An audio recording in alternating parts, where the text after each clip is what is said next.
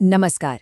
आज हम भारतीय लोकतंत्र की उस नींव की बात करने जा रहे हैं जिसे हम सब फंडामेंटल राइट्स या मौलिक अधिकार कहते हैं।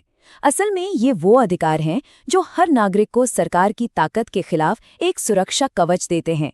तो चलिए इस कवच को और करीब से समझते हैं। देखिए, इन अधिकारों का मकसद एकदम साफ था।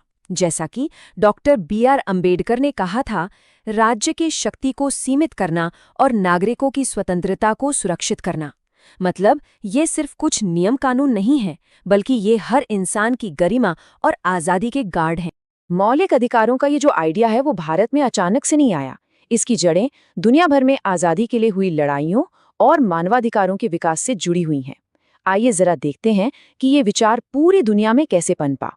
इसकी कहानी शुरू होती है 115 में इंग्लैंड के मैग्ना कार्टा से, फिर 1689 में बिल ऑफ राइट्स आया, फिर यह सिलसिला 1776 की अमेरिकी आज़ादी की घोषणा से होते हुए 1789 की फ्रांसीसी क्रांति तक पहुंचा। भारत ने इन्हीं ऐतिहासिक दस्तावेजों से प्रेरणा ली, खास तौर पर अमेरिका और ब्रिटेन के मॉडल से, और अपने मौलिक अधिकारों का ढांचा तैयार किया। अच्छा, ये अधिकार हमें मिलते तो हैं, पर किसके खिलाफ? ये मिलते हैं राज्य के खिलाफ। पर सवाल ये है कि ये राज्य है क्या?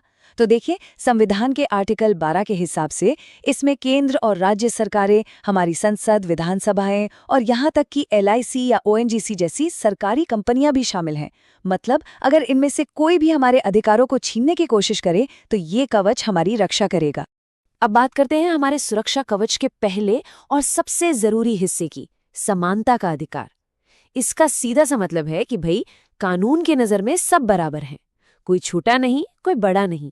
अब इस स्लाइड में जो बात है वो बहुत दिलचस्प है। आर्टिकल 14 में समानता के दो पहलू हैं। पहला है रूल ऑफ लॉ, यानी कानून का शासन, जिसका मतलब है कि कोई भी कानून से ऊपर नहीं है। और दूसरा है इक्वल प्रोटेक्शन ऑफ लॉज, यानी कानून का समान संरक्षण। इसका मतलब है कि एक जैसी सिचुएशन में लोगों के साथ एक जैसा ही बर्ताव होना चाहिए।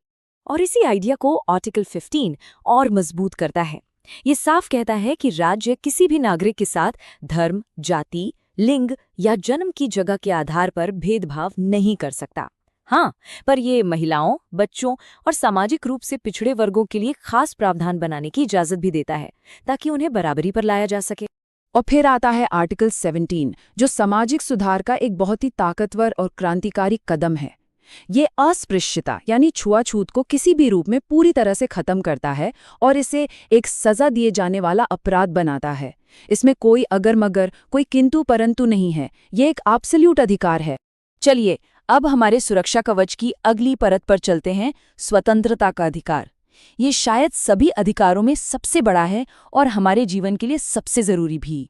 आर्टिकल 21 यानी जीवन और व्यक्तिगत स्वतंत्रता का अधिकार। इसका मतलब सिर्फ जिंदा रहना या सांस लेना नहीं है। सुप्रीम कोर्ट ने समय के साथ इसकी परिभाषा को इतना फैला दिया है कि अब इसमें इंसानी गरिमा के साथ जीवन, प्राइवेसी का अधिकार, साफ सुथरा पर्यावरण, स्वास्थ्य और यहाँ तक कि घर का अधिकार भी शामिल हो गया है।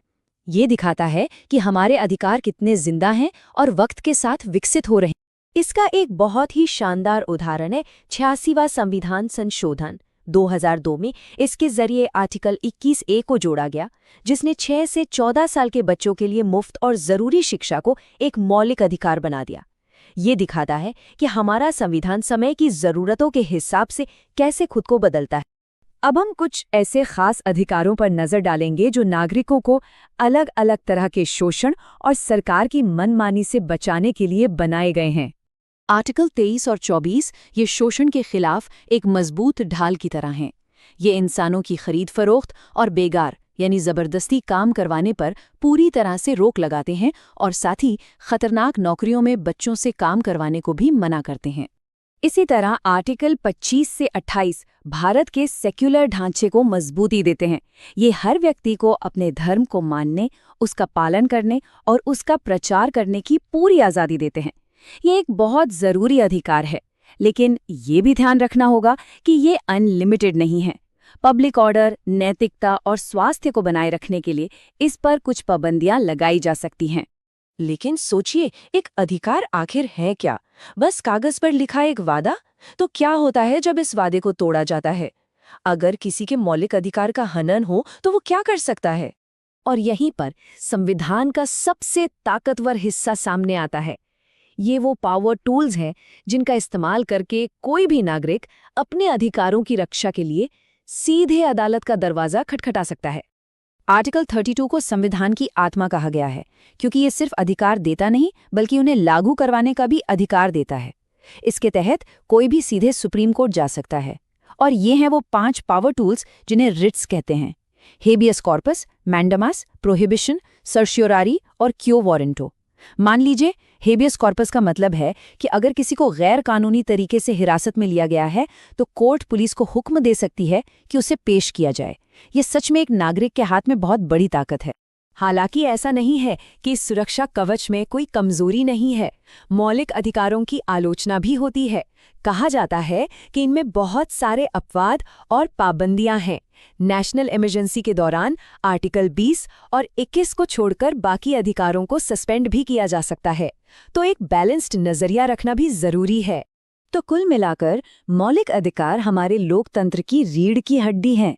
ये हमें सिर्फ आज़ादी ही नहीं देते, बल्कि एक नागरिक के तौर पर हमारी गरिमा को भी पक्का करते हैं। पर असली सवाल ये है कि हम भविष्य के लिए इस रीढ़ की हड्डी को मजबूत कैसे बनाए रख सकते हैं। इस पर सोचना